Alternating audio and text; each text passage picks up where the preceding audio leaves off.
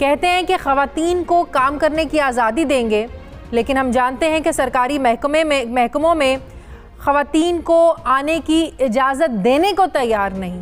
कहते हैं पाकिस्तान समेत कई ममालिक ने हमारे लिए आवाज़ उठाई और शुक्रिया भी करते हैं, लेकिन उनकी बात मानने को तैयार नहीं।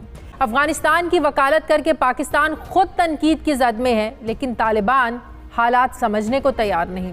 सरेआम सज़ाओं और सख्त पाबंदियों का मामला भी ऐसा है जिस पर जो मगरबी दुनिया है ये हमेशा एतराज़ करती आई है, बल्कि आजकल यूरोप और बरतानिया ने ख़वातीन के हुकूक़ को ही सामने रख कर तालिबान हुकूमत को तस्लीम न करने की रिट लगा रखी है।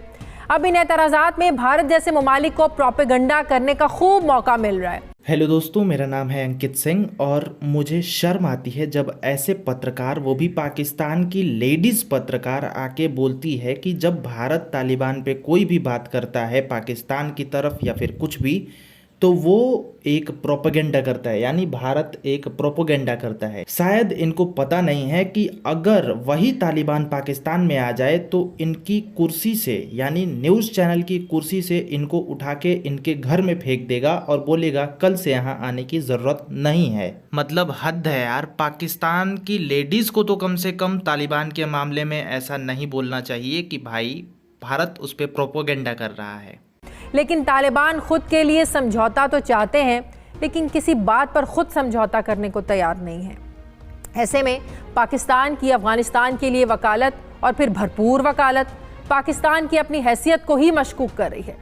जिस तरह के इक़दार अपना रहे हैं तालिबान, माजी की याद दिलाता है जब दुनिया इनके ख़िलाफ़ हुई। आज भी इनके इन इक़दामात की वजह से दुनिया सख्त नाराज़ है, नाला है। जिन चीज़ों के ख़दशात ज़ाहिर किए जा रहे थे तालिबान तो वही कर रहे हैं। रोज़ ख़वातीन का एहतजाज भी देखते हैं, ख़वातीन के हुकूक़ को लेकर सरकारी महकमों में आप देखें ख़वातीन को आने की इजाज़त नहीं दी जा रही है। जो भी पॉलिसीज़ हैं या जो अफ़गान हुकूमत का या अफ़गान सियासतदानों का जो भी रवैया हो, उस पर पाकिस्तान उनको डिफेंड कर रहा है, ये दुरुस्त नहीं है। क्योंकि पाकिस्तान तो सिर्फ अफ़गानिस्तान में एक हमसाये के नाते से अमन व इस्तेहकाम की कोशिशों में मसरूफ़ है। इसमें तो कोई शक नहीं है कि कश्मीर में जो कुछ हो रहा है, जिस तरह वहाँ पर इंसानी हुकूक की खिलाफ वर्जियाँ हो रही हैं, ये दुनिया को नज़र नहीं आता है। यहाँ पर दुनिया का एक दोगला चेहरा, दोहरा म्यार हमें नज़र आता है। तो यहाँ पर जो दुनिया सिर्फ ख़वातीन के हुकूक की या इंसानी हुकूक की बात कर रही है, क्या वो किसी आड़ में लेकर अपने मुतालिबात मनवाने के लिए, या इसके पीछे कुछ और रीज़न्स हैं?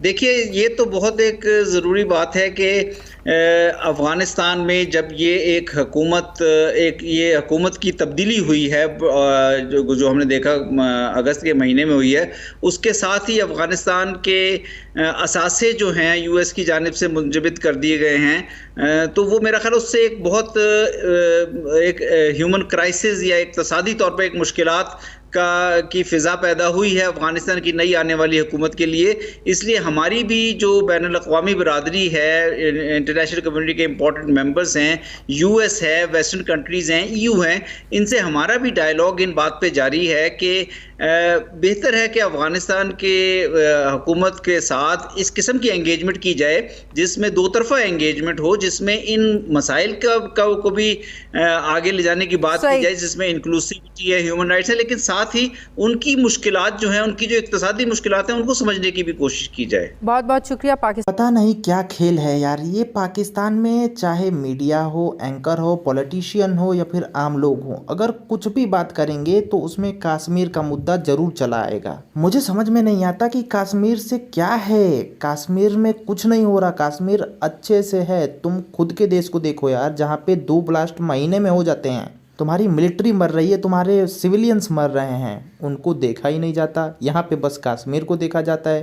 किसी भी मुद्दे में कश्मीर। भाई साहब, मैं कह रहा हूँ ना, एक दिन ये पाकिस्तान ख़त्म हो जाएगा कश्मीर पे ही। मतलब पाकिस्तान ही ख़त्म हो जाएगा अगर ऐसा ही चलता रहा तो, क्योंकि जीडीपी तो डूब ही गई है। आपको क्या समझ में आ रहा है कमेंट में बताइए। जो भी हो, पॉजिटिव या नेगेटिव, कुछ भी हो बताइए कमेंट में।